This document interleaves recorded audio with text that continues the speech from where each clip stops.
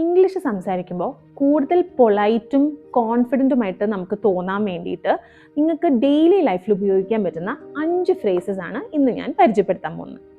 ആദ്യത്തെ phrase give me some water എന്ന് പറയുന്നതിന് പകരം could you please give me some water എന്ന് നമുക്ക് കുറച്ചുകൂടി പൊളൈറ്റ് ആൻഡ് കോൺഫിഡൻ്റ് ആയിട്ട് പറയാവുന്നതാണ്.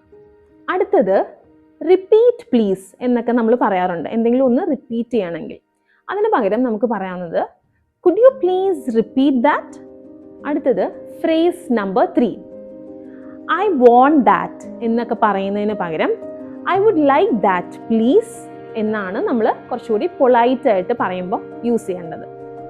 അടുത്തത് ഫ്രേസ് നമ്പർ 4 സപ്പോസ് ഒരാൾ ഒരു തെറ്റ് ചെയ്യുവാണെങ്കിൽ നമ്മൾ ഡയറക്റ്റ്ലി യു ആർ റോങ് എന്ന് പറയുന്നത് ഇംപൊളൈറ്റ് ആണ്. അവിടെ നമുക്കതെങ്ങനെ പറയാം?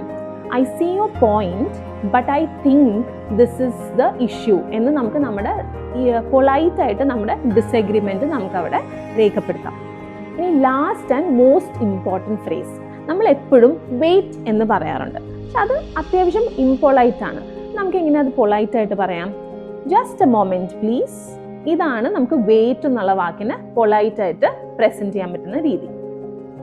നിങ്ങൾ IELTS കോച്ചിങ്ങോ സ്പോക്കൺ ഇംഗ്ലീഷ് ക്ലാസ്സസോ നോക്കുന്നുണ്ടെങ്കിൽ do feel free to contact me in this number.